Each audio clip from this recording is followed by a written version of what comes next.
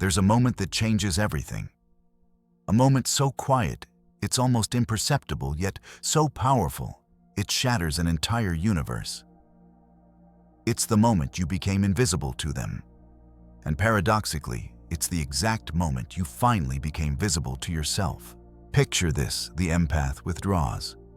Not with drama or declaration, but with a simple, profound silence. And suddenly, the narcissist panics. Not because they lost love, they never truly knew love. They panic because they lost their reflection. They panic because the mirror that confirmed their existence just went dark. Why does your absence shatter them when your presence meant nothing?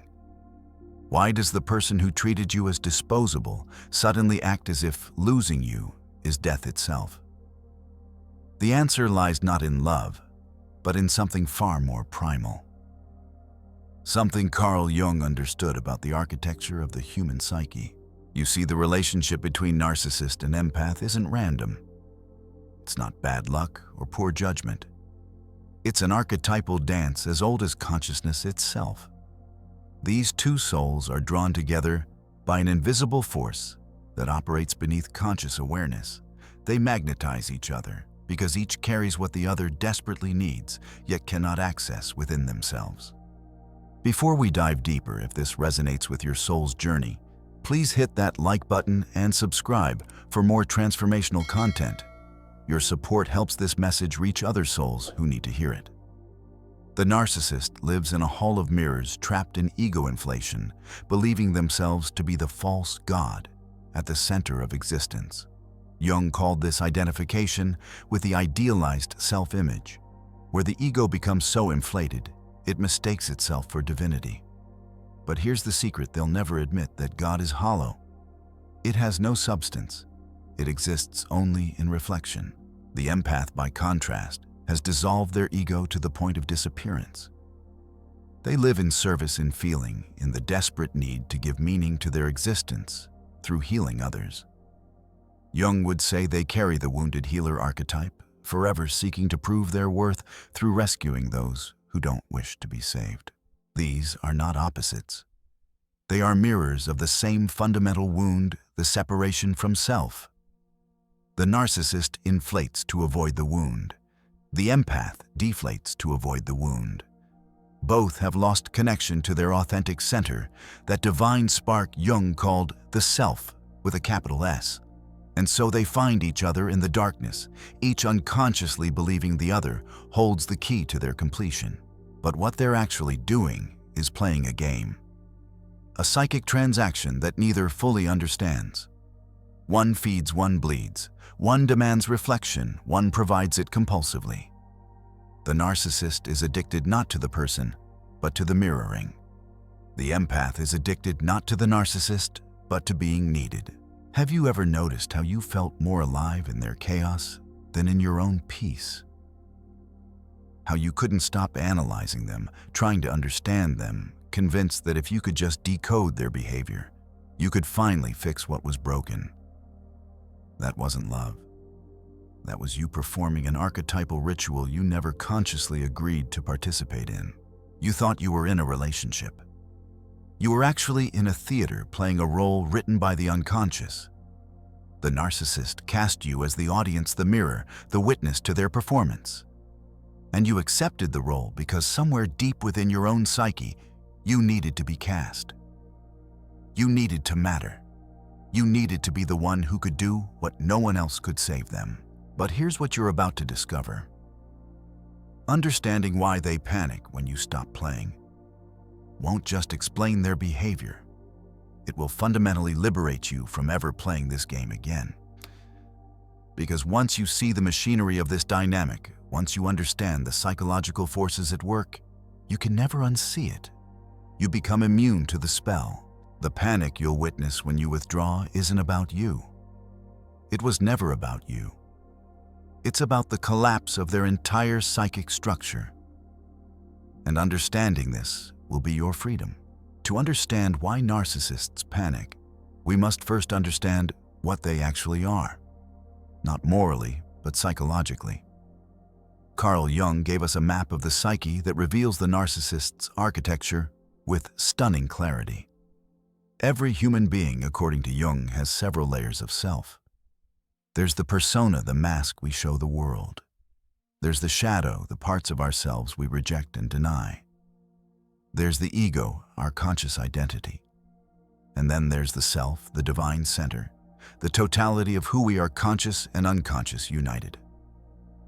For the healthy individual, these layers remain in dialogue. The persona is flexible. The shadow is gradually integrated. The ego serves the self. But for the narcissist, something catastrophic has occurred. They have identified completely with their persona. The mask has consumed them entirely. There is no longer a person wearing the mask. There is only the mask performing constantly, terrified of being removed. Jung warned about this.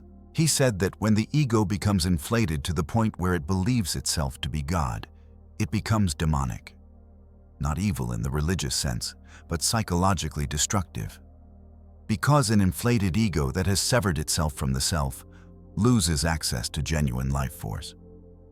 It becomes a parasite that must feed on external sources of energy. This is the narcissist's predicament.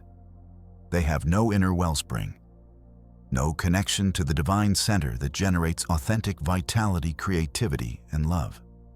Instead, they have constructed an elaborate false self, a grandiose image that must be constantly maintained through what psychologists call narcissistic supply. Think of narcissistic supply as psychic vampirism. It's not a metaphor. It's an accurate description of an energetic transaction.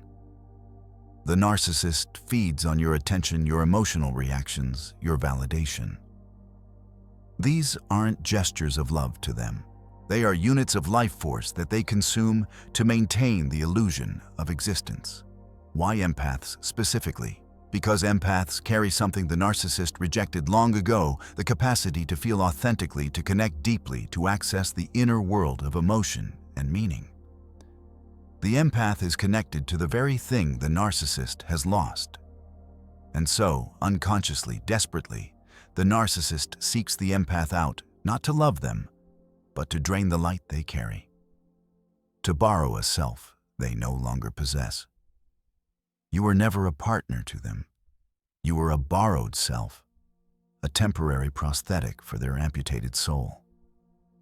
The narcissist steals three things from you, though they'd never frame it that way. First, they steal attention. Your gaze confirms they exist. Without being seen, they dissolve into the void they fear. Second, they steal emotion. They cannot feel deeply themselves, so they provoke intense reactions in you and feed on the emotional energy you generate. Rage, confusion, love, despair, it doesn't matter which. What matters is intensity. Third, they steal energy itself. Your life force, your vitality, your creative power. After spending time with them, you feel drained not because you're weak, but because you've been siphoned. Imagine a black hole that cannot generate its own light. It can only consume light from nearby stars. That's the narcissist's psyche. A collapsed core surrounded by an event horizon of charm and manipulation, pulling in everything around it, allowing nothing to escape. Now let's turn the lens toward you.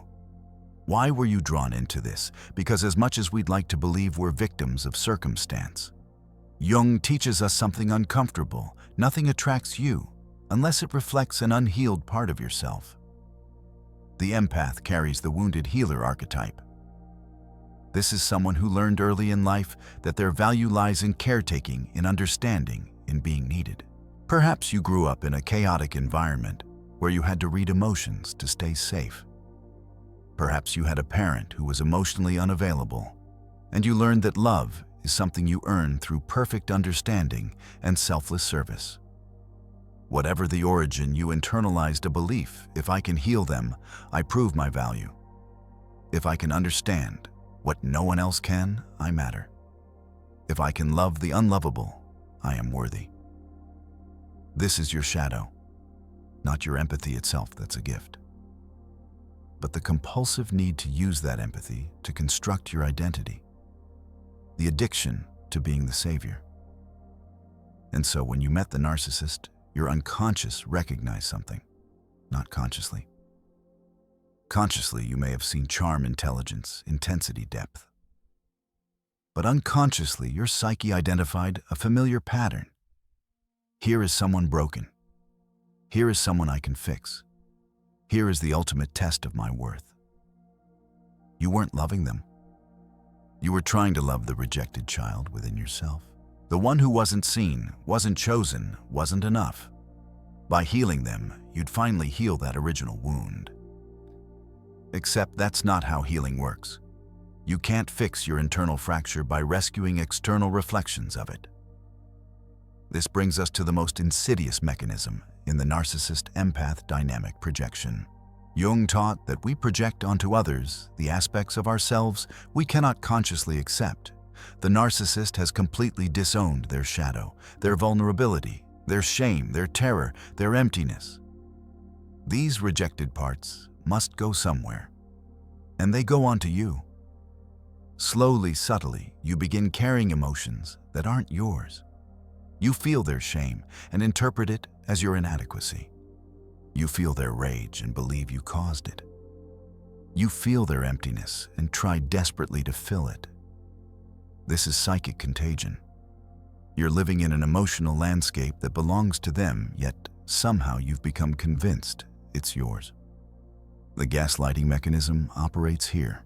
When you name reality, you're hurting me. This doesn't feel right. You're contradicting yourself. The narcissist doesn't just deny it. They project their own instability onto you. Suddenly, you're the crazy one. You're too sensitive. You're imagining things. You're the problem. And because you're an empath, because you have access to self-doubt and self-examination in ways they never will, you actually consider it. You actually wonder if maybe you are the problem. This is the genius of their defense system. They make you hold their disowned shadow while they maintain the pristine image of perfection. The narcissist punishes you for embodying everything they cannot face: vulnerability, authenticity, the courage to feel. Every time you express genuine emotion, they mock it. Every time you need something, they accuse you of being needy. Every time you set a boundary, they call you controlling. They are punishing their own rejected self that you represent. But here's what they don't realize. Every projection is also a revelation. Every accusation they hurl is a confession of what lives within them. When they call you selfish, they're revealing their own selfishness. When they accuse you of manipulation, they're exposing their own tactics. The shadow always tells the truth, even through denial. You've been living in a funhouse mirror. Nothing was as it seemed. But the distortion wasn't accidental. It was systematic. And now that you're beginning to see the architecture of the illusion, you're ready to understand. But what happens when you dismantle it? When you stop playing the game? When you withdraw the mirror? When the light disappears? There comes a moment when something shifts. Not dramatically, not with speeches or slammed doors. The shift happens quietly, internally, almost imperceptibly to the outside world.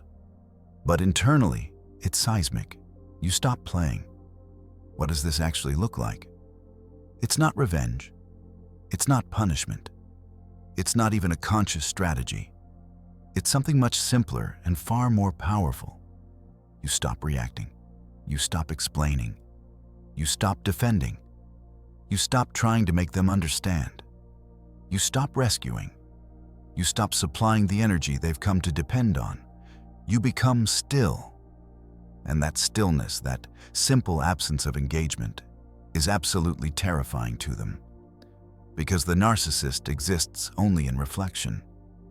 Take away the mirror, and the image dissolves. They literally experience your withdrawal as a form of death. Think about it.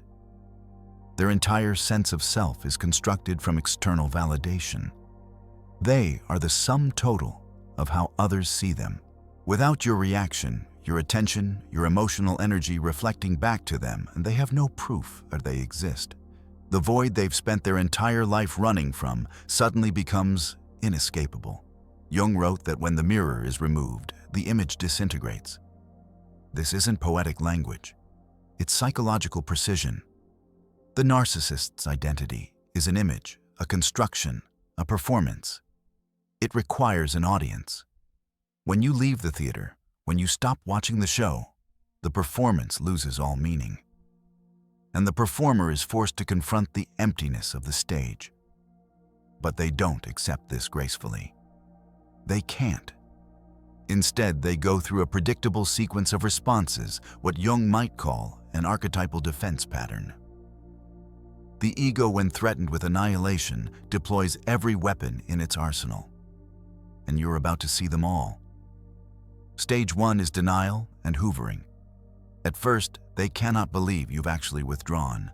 Surely this is temporary. Surely you'll come back. You always have before. And so they initiate what's commonly called hoovering, named after the vacuum cleaner brand, because they're trying to suck you back in. This is when the love bombing returns. Suddenly, they're the person you met at the beginning.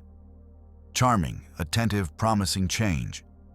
They send gifts, write long messages of reflection, invoke nostalgia for the good times. They might even go to therapy, read self-help books, make grand gestures of transformation. But here's what they're really saying beneath all the performance: please keep the mirror in place. Please don't let me face myself. This stage fails when you don't respond the way you used to. You don't feel that familiar pull. You don't believe the promises because you've heard them before. You don't mistake intensity for intimacy anymore. Your silence continues, and that's when they realize you're serious. You've actually stopped playing the game. Stage 2 arrives with rage and devaluation. When hoovering fails, when they realize they've lost control, the mask slips. Rage emerges raw and primal. Not because you hurt them, they're not capable of being hurt in the way you were, but because you've threatened their ego structure. You've removed the supply. You've rejected their false god status.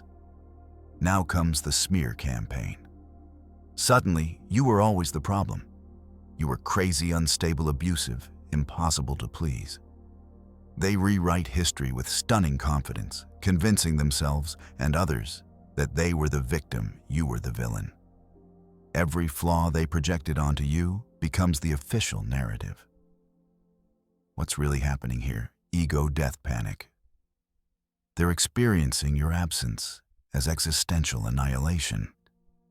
The rage is their psychological immune system trying to reject the reality that threatens them. If they can make you the monster, they don't have to face their own monstrosity. If they can convince everyone you were the narcissist, they don't have to confront their own reflection. Stage 3 brings desperate manipulation. When rage doesn't bring you back, when destroying your reputation doesn't restore their control, they try a different approach. They become the victim. Suddenly, the story shifts. They loved you too much. They tried so hard. They gave you everything, and you abandoned them. They might recruit flying monkeys, mutual friends, or family members who unwittingly carry messages, apply pressure, tell you you're being too harsh. They might send apologies, but notice the quality. These aren't apologies of actual remorse or behavioral change. They're strategic apologies designed to reopen communication. The moment you respond, the moment you engage again, the hook is set. The pattern repeats anything to get you back into the game. Because your engagement, even your anger, is better than your absence. Your hatred is preferable to your indifference. At least, hatred is still a relationship, still a reflection, still proof they affected you. But if you maintain your withdrawal, if you remain in your stillness, stage 4 arrives. The void. When nothing works, when all their tactics fail, they face something they've avoided their entire life: emptiness. The silence of no reflection, the absence of external validation, the collapse of the false self. This is when they either flee to find new supply or very rarely begin the painful work of confronting themselves. Most choose flight. They cannot bear the void. Within days or weeks, sometimes even hours, they've moved on to someone new. Not because they stopped caring about you, they never truly cared in the way you understand care, but because they need a new mirror, a new source of supply, a new stage for their performance. Some observers might say, "See, they didn't really love you. They replaced you so quickly." But that's not quite right. They didn't replace you. They replaced the function you served. You were never a person to them. You were a role, and roles are interchangeable. Why is this ego death for them? Because the narcissist's entire identity is constructed on a fragile foundation of external validation. There is no solid ground beneath, no inner self generating its own sense of worth and meaning. They are a house built on sand, and your validation was part of that sand. When you withdraw, the foundation crumbles. Jung's individuation process requires confronting the shadow, integrating the disowned parts, descending into the unconscious, to retrieve the fragmented self and bring it into wholeness. But the narcissist has built their entire life avoiding exactly this journey. They have no tools for introspection, no capacity for genuine self-examination.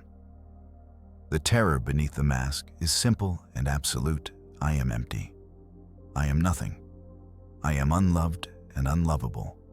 Your silence forces them to hear their own inner void. The noise they created through constant drama and manipulation was always a defense against that silence.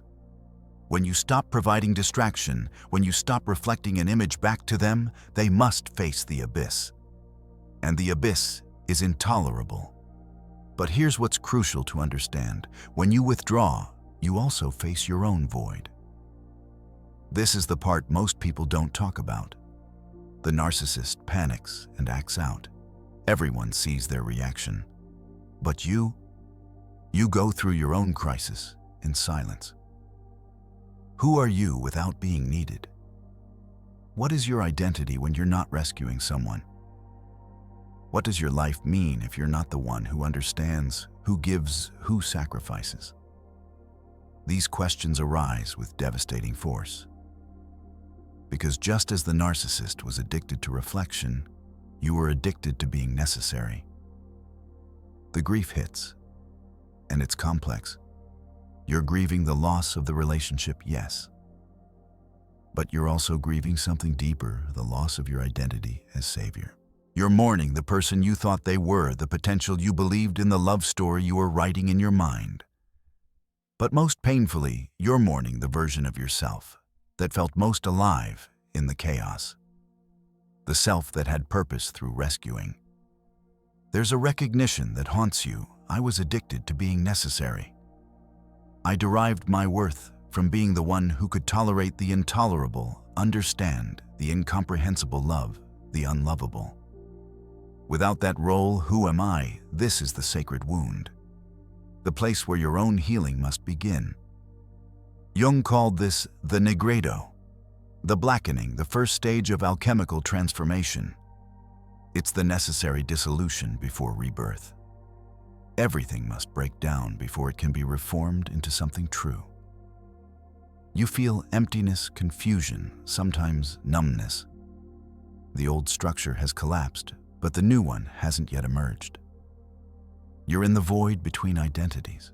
Here's the crucial difference between you and the narcissist. You're willing to stay in the void. You're willing to face your own darkness, to sit with discomfort, to ask difficult questions about your own patterns. The narcissist flees. You descend. And that descent, as painful as it is the path to integration. The mirror breaks both ways. They must face themselves. You must face yourself. But only one of you is willing to do the work. And that willingness makes all the difference. Because on the other side of this dissolution, on the other side of facing your own shadow and reclaiming your projected power, something extraordinary awaits. Not just healing, transformation, the birth of your sovereign self. The void is not punishment. It's preparation. In that space of dissolution where your old identity has crumbled and nothing has yet taken its place, the real work begins. This is where Carl Jung, empath, and personal development converge in the most profound way. You're not just recovering from a toxic relationship. You're undergoing initiation into wholeness. Integration of the shadow is the first and most essential task. But what exactly is the empath's shadow? It's not what you think. Your shadow isn't your capacity to feel deeply. It's not your empathy itself. Your shadow consists of all the qualities you've rejected in yourself because they contradicted your identity as the good empath. Rage, healthy selfishness, the right to say no without explanation, the capacity to be unavailable, the willingness to disappoint others, the acceptance that you cannot save everyone, boundaries that feel mean, indifference toward those who don't reciprocate, prioritizing yourself. These are the disowned aspects of your psyche. The narcissist feared these qualities in you. Any sign of anger, any assertion of need, any boundary you attempted to set was met with punishment. They called you selfish when you wanted basic consideration. They labeled you controlling when you asked for honesty. They mocked you as weak when you expressed hurt, yet accused you of being cold the moment you stopped reacting. But here's the revelation: these qualities you've rejected. They were also the qualities you secretly feared in yourself. You weren't just conforming to their demands. You were avoiding parts of yourself that frightened you. Parts that would have required you to risk disapproval, to stand in your power, to potentially be alone rather than accommodate dysfunction. The work now is embracing what you've called difficult in yourself. Understanding that you are allowed to be unavailable. You are allowed to conserve your energy. You are allowed to prioritize your own needs without guilt. You are allowed to be misunderstood without correcting everyone's perception. You are allowed to let people face the consequences of their behavior without rescuing them. Jung said something radical: "I'd rather be whole than good." Read that again. Wholeness means integrating everything, including the parts that don't fit the image of the selfless empath. Goodness, when it requires self-abandonment, is just another mask, another performance, another way of earning love instead of embodying it. This doesn't mean becoming cold or cruel. It means becoming balanced. It means recognizing that compassion without boundaries is self-destruction, and boundaries without compassion are walls. You need both. The integration of shadow isn't about becoming like the narcissist. It's about becoming complete, soft and strong, giving and receiving, open and boundaried, feeling and discerning. As you integrate these rejected qualities, something shifts in your understanding of compassion itself. You begin to recognize the difference between pity and true compassion. Pity is ego-driven. It says, "I am better, stronger, more capable than you, and therefore I must save you." Pity needs to feel superior. It needs the other person to remain broken so you can remain the healer. Compassion, real compassion, is radically different.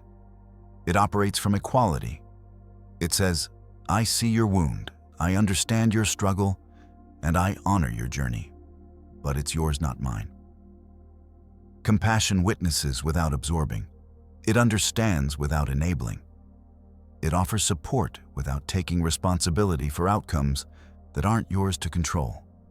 The shift is profound. You no longer need to fix anyone to feel valuable.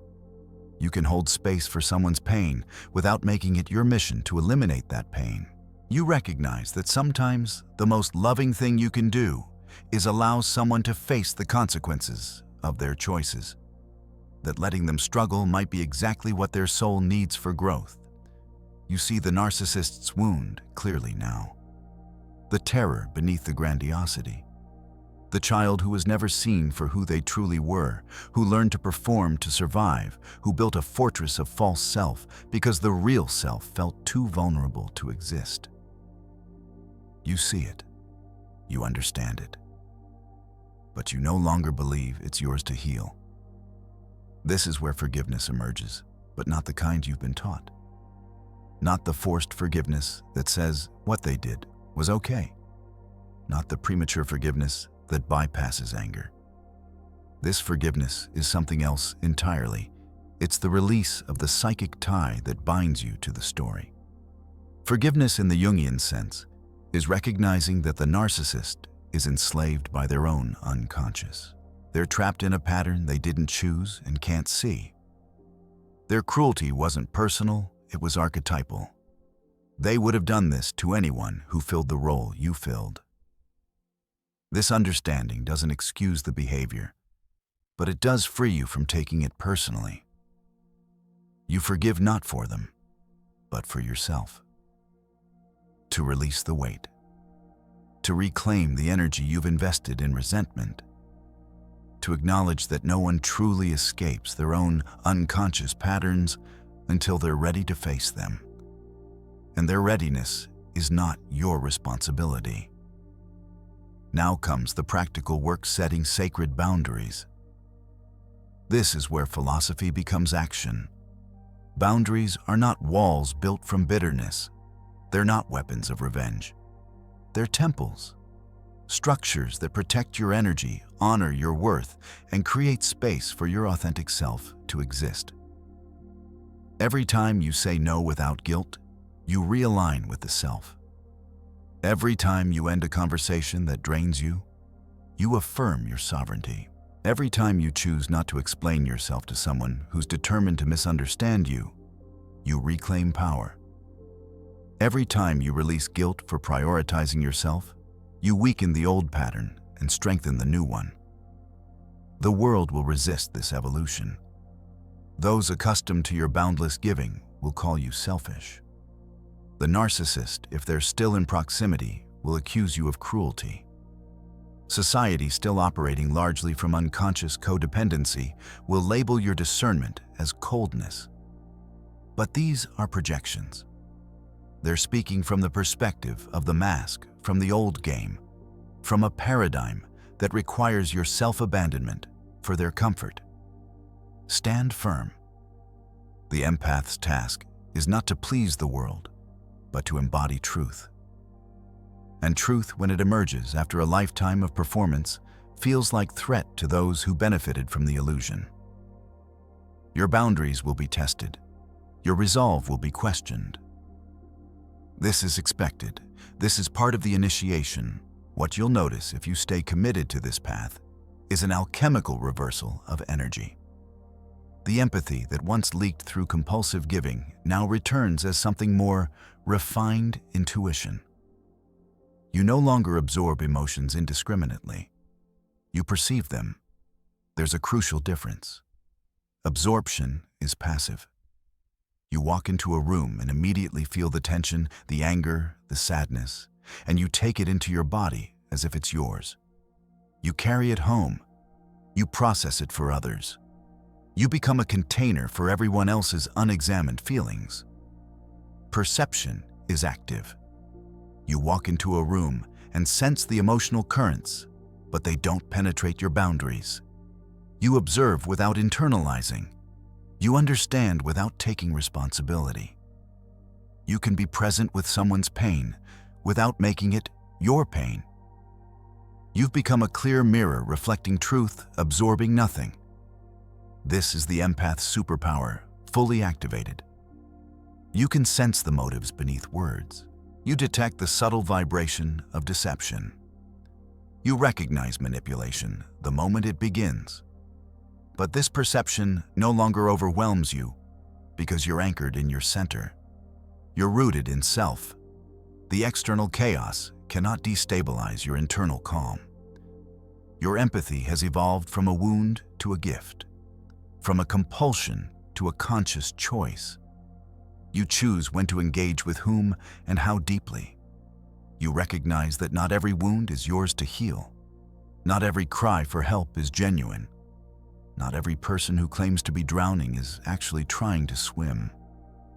The energy that once flowed outward in compulsive offering now circulates within, forming a sacred orbit around your being. This is the return of your power. For years, maybe decades, your life force has been leaking through the cracks of poor boundaries, unconscious codependency, and the savior complex. Now those cracks are sealed. The energy returns. You discover what mystics have always known: you were never empty. You were leaking. The wellspring was always within you. You just couldn't access it while you were constantly pouring yourself out for others. Now, as you conserve and direct your energy intentionally, you feel it.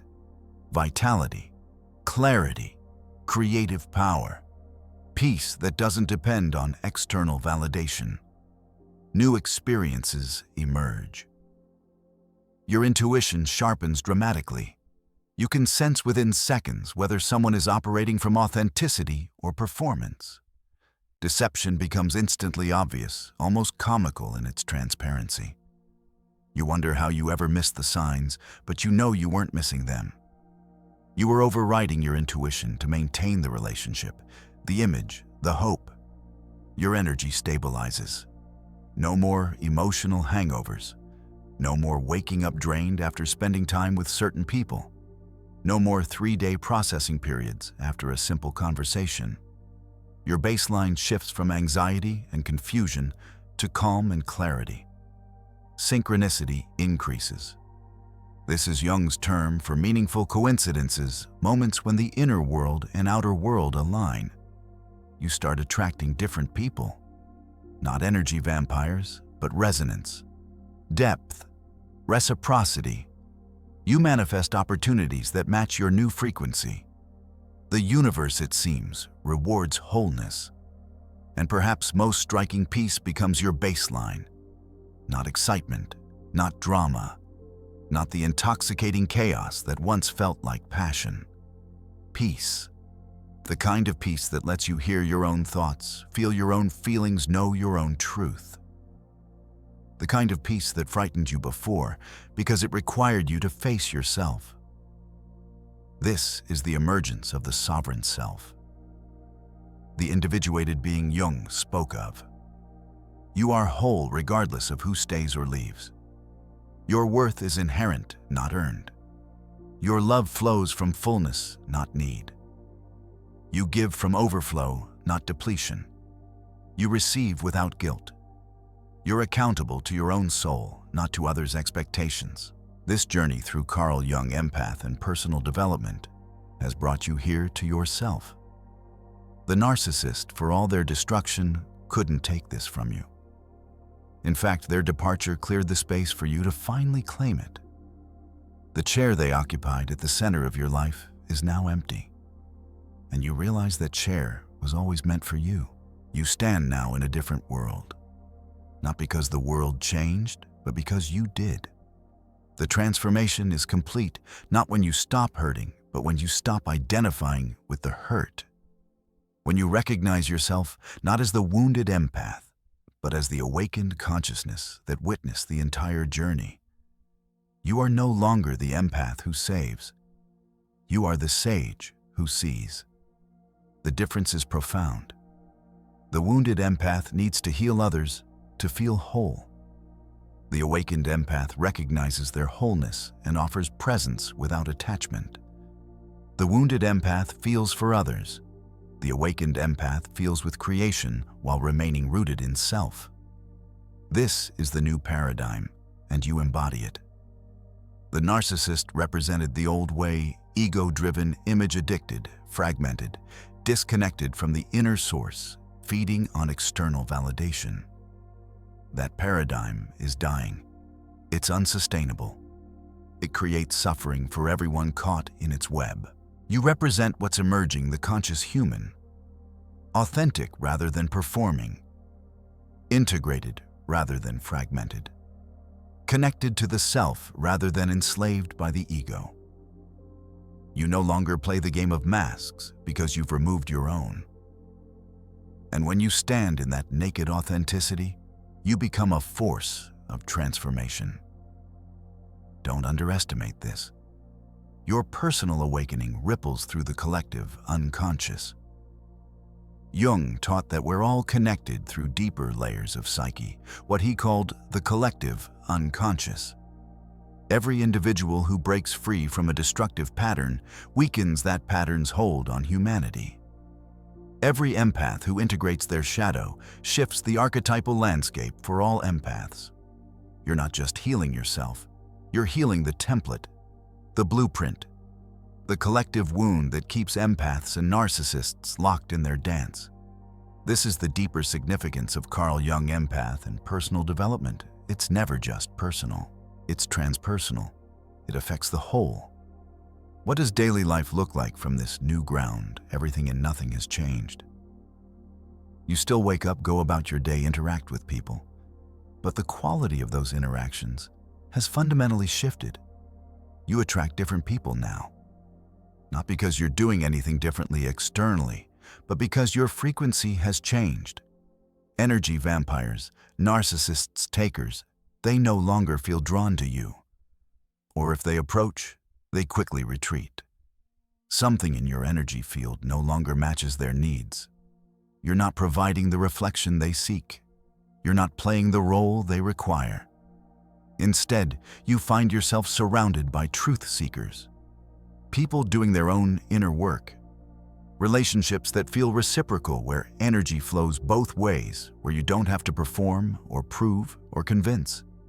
Depth without drama. Intimacy without enmeshment. Love without loss of self. Your work and creativity flow differently. Ideas come more easily. Expression feels natural. You're no longer blocked by the unconscious drain of toxic relationships. The energy that was siphoned is now available for creation. Projects you abandoned while managing someone else's chaos suddenly resurface. Passions you forgot you had reignite. You remember who you were before you became who they needed. Your yes and no carry equal weight now. You trust your no as much as your yes, maybe more. Because the no has been harder to learn. The no is what protects everything meaningful. The no is the guardian at the gate of your energy. Without guilt, without apology, without lengthy explanations, you simply honor what does and doesn't serve your path. Drama no longer seduces you. This might be the strangest shift. Things that would have hooked you before the crisis, text, the cryptic social media post, the friend who only calls when they need something, you see it all so clearly now. And you feel nothing. No compulsion to engage. No guilt for not responding. No story about being cold or uncaring. Just clarity. Just peace. Just the simple recognition, this is not my circus. The ultimate test arrives quietly. You encounter another narcissist. Maybe at work, maybe in your social circle, maybe they approach you romantically. And something remarkable happens. You feel nothing. No magnetic pull. No familiar tingle of, I can help this person. No curiosity about what's beneath their mask. Just observation. Just awareness. Just a calm recognition of pattern without any need to engage with it. This is how you know you're free. Not because you hate them, not because you're armored against them, but because the hook has been removed. The part of you that needed to be needed has been integrated. The wound that attracted the wounding has healed.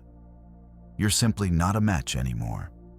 The narcissist gave you the greatest gift, though they'd never frame it that way.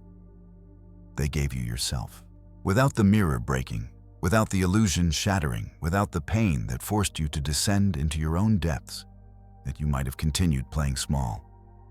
Performing goodness, abandoning yourself in the name of love. But the mirror broke. The illusion shattered. The pain drove you inward. And what you found there in your own darkness was not the monster you feared. You found light. Your light. The sacred spark that needs no external validation because it burns from an internal source. There's a strange gratitude now, isn't there? Not for the abuse, don't confuse this. You're not grateful they hurt you. You're grateful you alchemized the hurt into awareness. You're grateful the wound became the womb of your rebirth. You're grateful that what was meant to destroy you instead refined you. The narcissist was your dark initiator, your shadow teacher. They showed you every way you were betraying yourself, every boundary you weren't setting, every time you chose their approval over your own knowing, every moment you abandoned your truth to maintain the relationship. They were the perfect teacher for the lesson you needed to learn how to choose yourself. And now you're free. Not free from them, that's too small. You're free from the pattern, free from the need that made you vulnerable to them, free from the wound that attracted them. You're free in the truest sense, sovereign over your own energy, clear in your own knowing, rooted in your own being. Your mission forward is not what you might expect. You're not meant to become a teacher of this material unless that naturally calls to you. You're not obligated to help other empaths unless that aligns with your path.